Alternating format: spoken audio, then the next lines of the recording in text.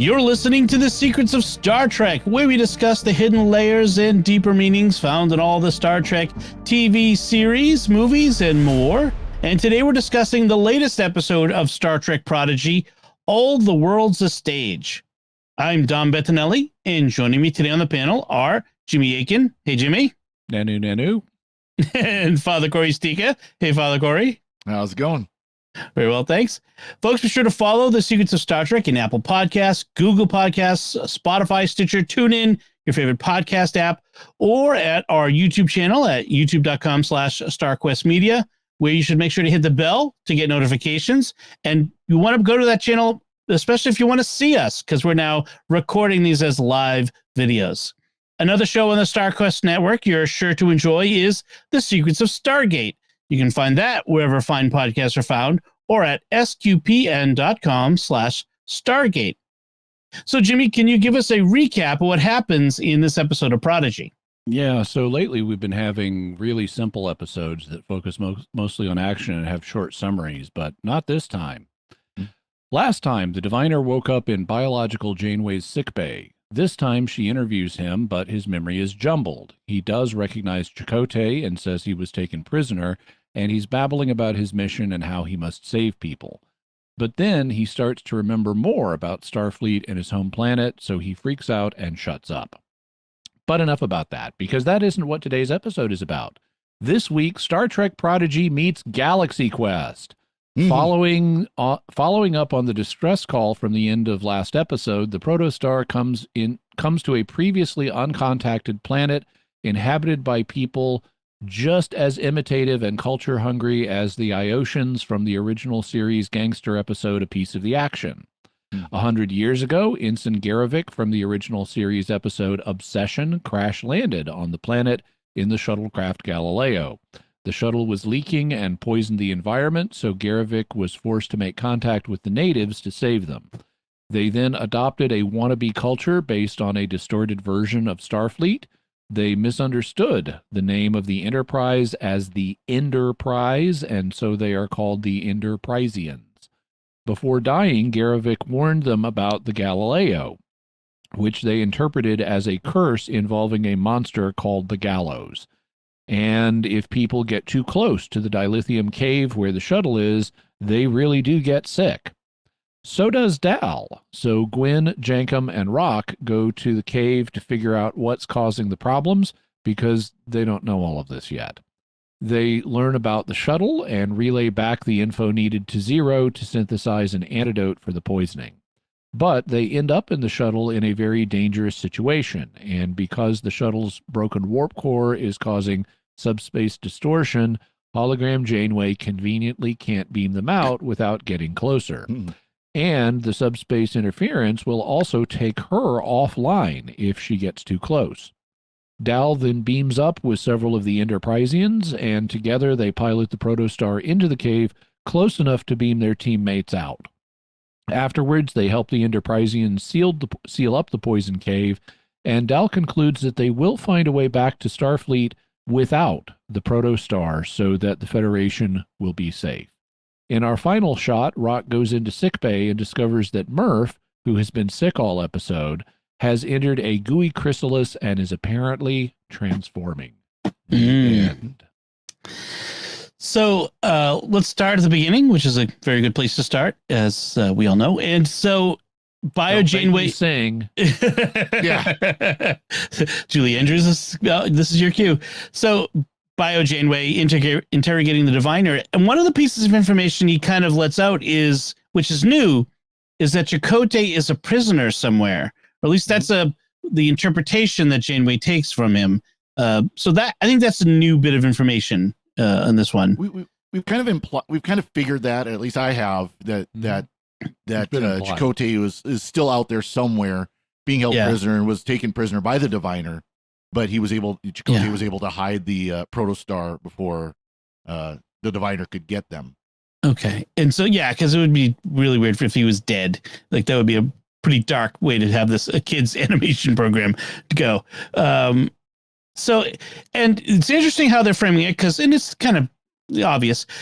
Janeway thinks that whoever is in control of the Protostar is, attacking Starfleet installations and has attacked the Diviner, and that he's a victim, not the perpetrator. And so it's we're setting ourselves up for this interesting confrontation later. Well, and they also just briefly mention an unknown ship that rescued the guy from the comm station. Barnes Frex, the Barnes Frex.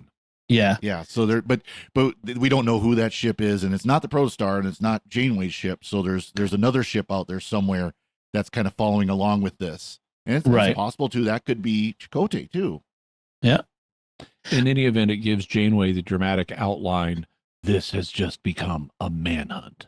That's very dramatic.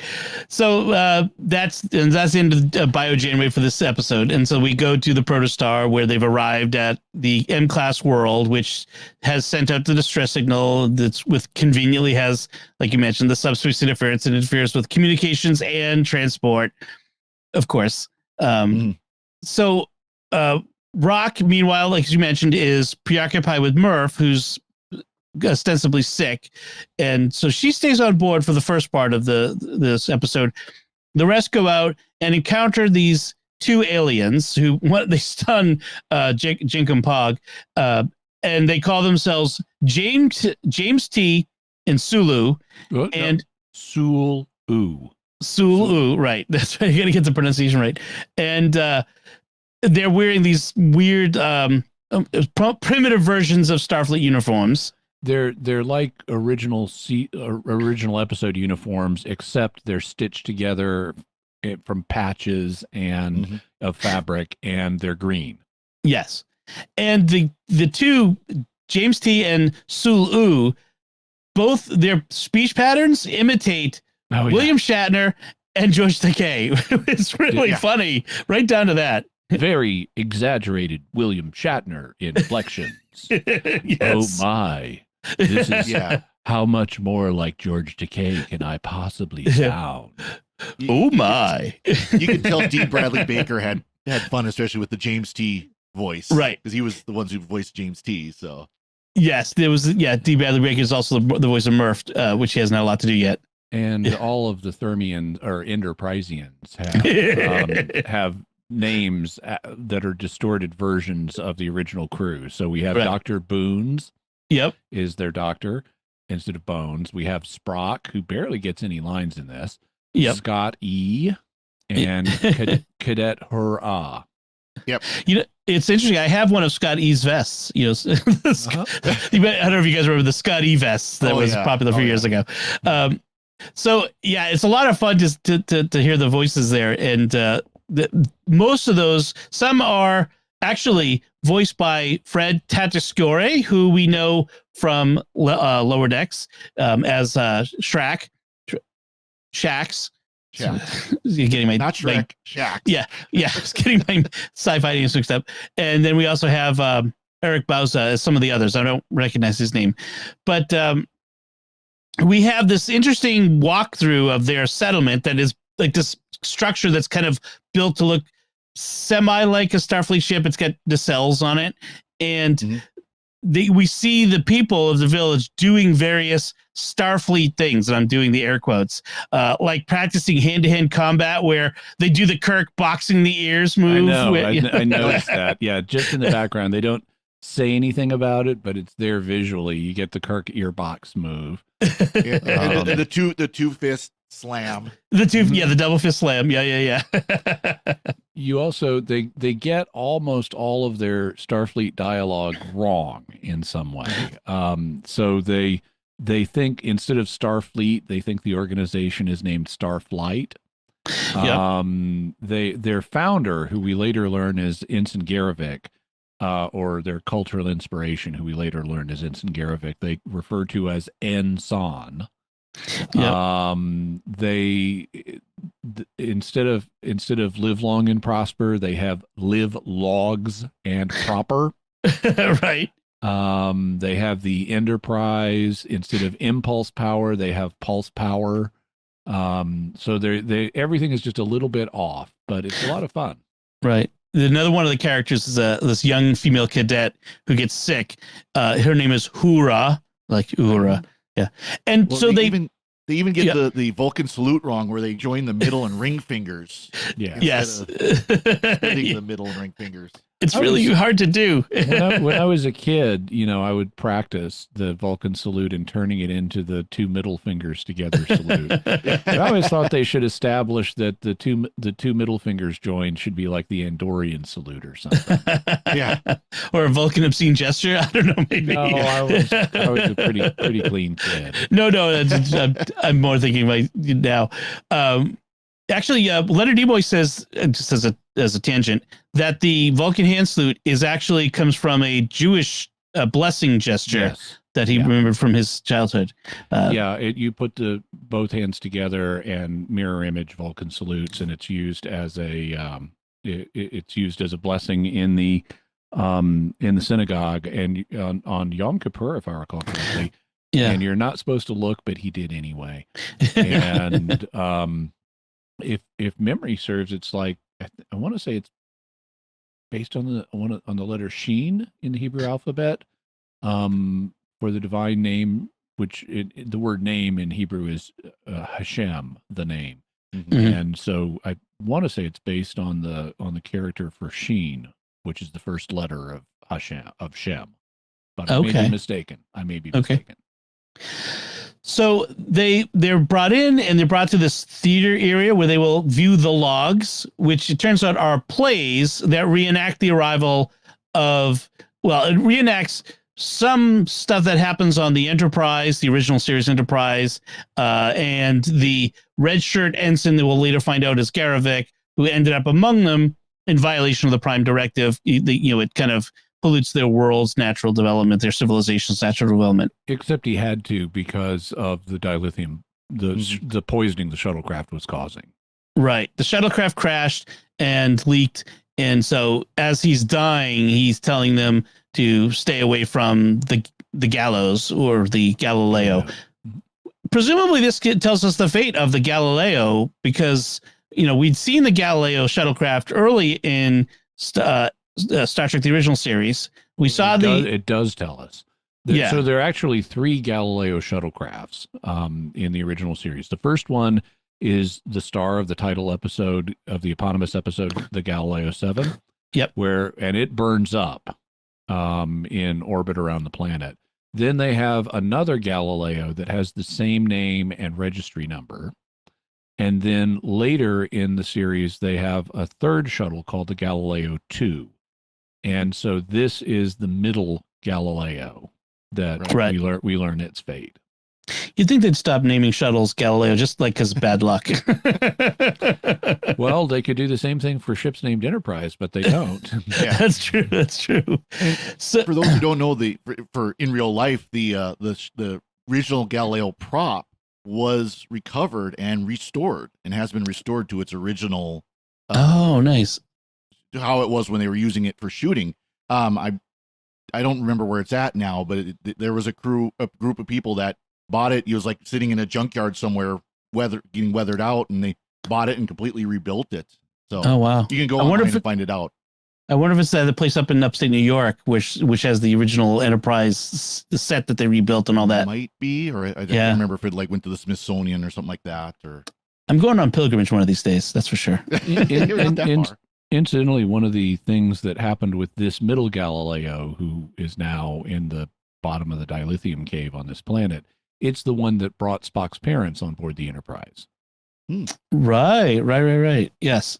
And they recognize, or at least Jankum Pog, I think, recognizes the Galileo as, 23rd century Starfleet technology, and therefore he, understands what needs to be done and what's going on. He's apparently been studying the databanks of the Protostar. So they're... Oh, speaking of Jankum Pog, so I understand this is a kid's show. I understand they need to play the comedy broad. But at a certain point in this episode, Jankum Pog's constant desire to quit and leave because he's a coward starts getting annoying. Yeah. He needs to... I think the writers are playing that joke too hard. They need to lighten up on that. Right. Yeah, I mean, he's sort of... It's very tempting to take the pig-like character, the pig-like race, and make them the comic relief, I suppose.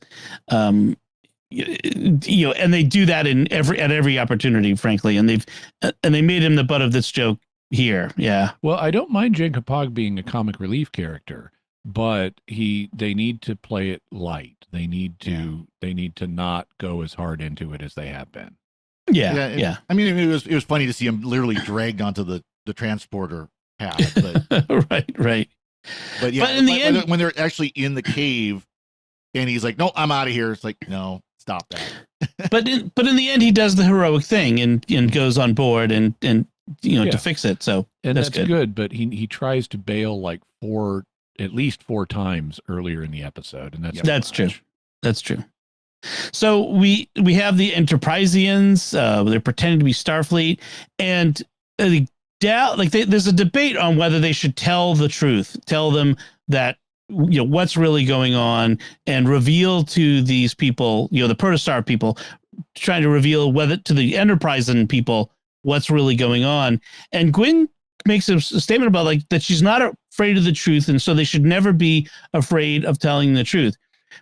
I think that's not a bad message to be telling kids here. I mean, sometimes we do this sort of depends on your theory of lying and telling the truth. But in general, the truth is better than withholding it from people when it would benefit them. That's for sure. So I was a little unclear on what's actually, I mean, it's not that it's important, but what's actually going on with the shuttle in this cave. So the cave is full of dilithium crystals, and the plasma leaking from the shuttle is interacting with it in such a way to cause like a radiation sickness, I guess. Yep. Something like that. Because you see one scene where there's a drop of the plasma hits, and you can see some of the crystals in the pool of plasma, I guess. Okay. And one drop of plasma is like a big explosion. So dropping the entire shuttle in is a massive explosion, which a little bit of a plot hole, because if it was that massive explosion, it would have just irradiated everything everywhere around. So we'll allow them that. Blown the top of the mountain off, which it right. Yeah, exactly. So it was kind of nice. You mentioned, Jimmy, in the recap how, because conveniently Hollow Janeway has to go offline, they need someone to pilot the Protostar. So they beam up some of the Enterprise and people, and they were so meticulous in observing the logs that they found on Garavik. I mean, apparently they weren't on the Galileo. This doesn't really make a lot of sense. But somehow they know how to operate the user interface of a 23rd century Constitution class starship, even though they've never seen one. Yeah. But it is a nice touch that when Dal brings up these guys, Janeway turns on a holographic version of the original Enterprise bridge so that they can use controls that are more like the ones they're familiar with. Yeah. And there's some transferable knowledge. If you know how to use an iPhone, you can kind of transfer that to how to use an iPad. So I can give them a little bit, but but if Hollow Janeway is going to be taken offline by this radiation, why isn't the Hollow Bridge? Yeah, that's a bit of a hole in the writing too. But yeah, it was a nice touch. Maybe it's not a Hollow Bridge. Maybe it's just they're pulling up control panel displays that are like those. Yeah, in the 23rd century. Sure. I mean, we'll go with it. I mean, it doesn't have to be. Works. Yeah, it works. So I did like though that they showed them as they're walking through the new Enterprise that they're literally watching a view screen of the right Enterprise, the real Enterprise logs. So I mean that's right. That's kind of where that comes from, where they've watched these logs that they. I guess, the ensign downloaded from the Galileo and gave to them.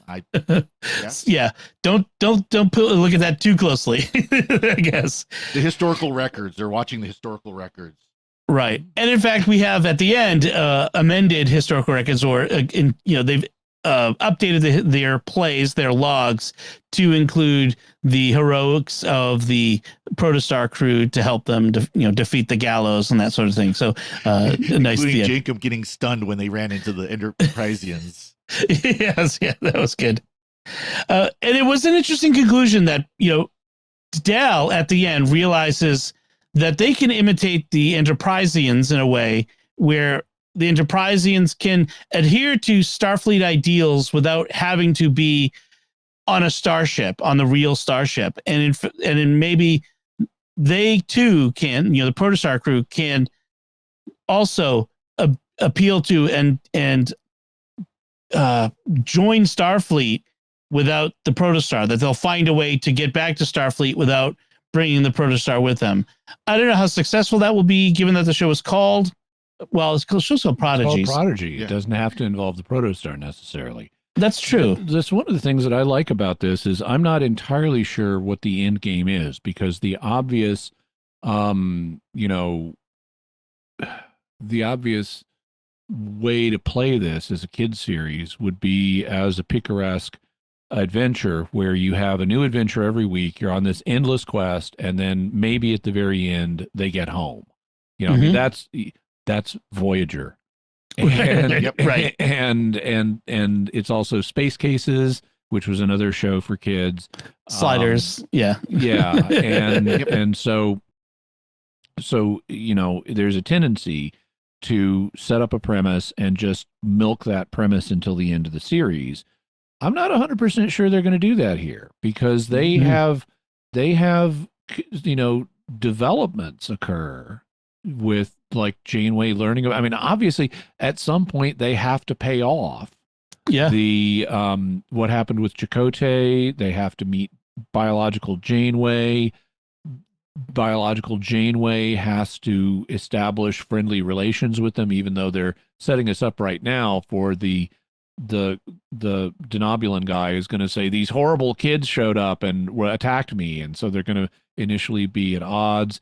They've got, unless this is going to be a 2-season series, or even a 1-season series, but I would suspect 2.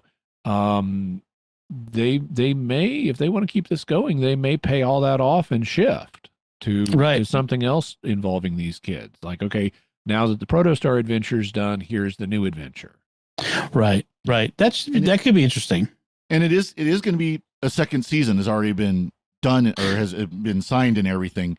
You know, and they revealed all the titles for the rest of this season when the Asylum, the 11th episode aired, and it ends with a 2-part called Supernova. So it's going to be a 2-parter to end the season. So they're going to have some conclusion to some of these storylines.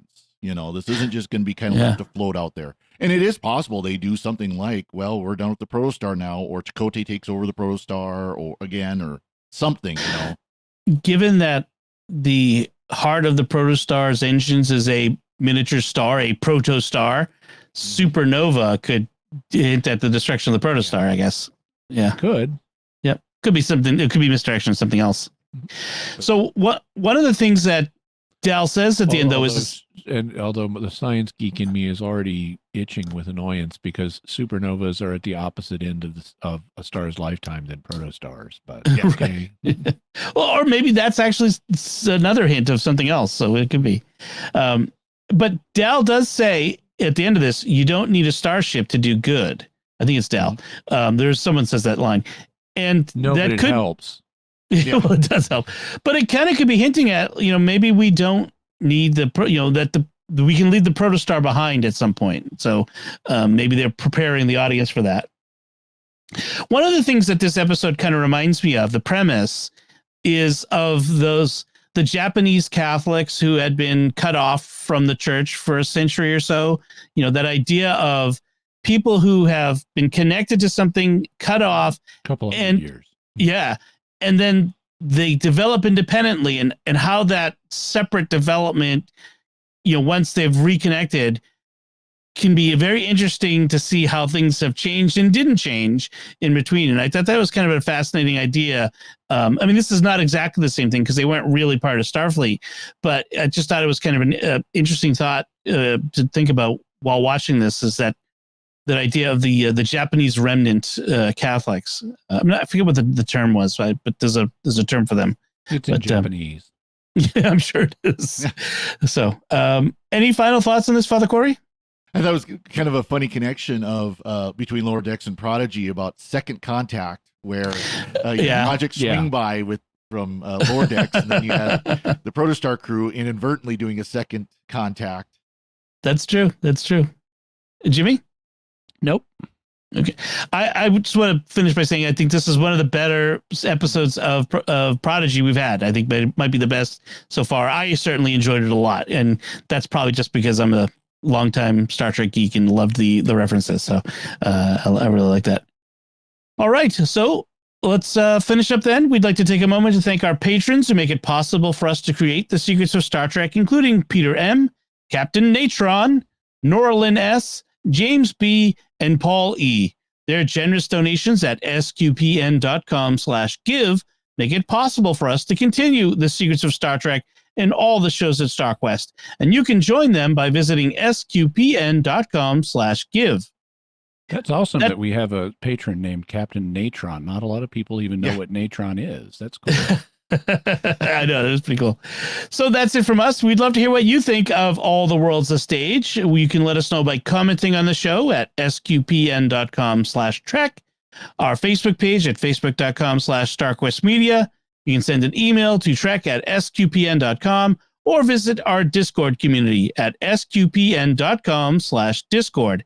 And like I said before, you can now watch The Secrets of Star Trek in full video on our YouTube channel at youtube.com/StarQuestMedia. We'll be back next time when we'll be discussing the next episode of Star Trek Prodigy called Crossroads.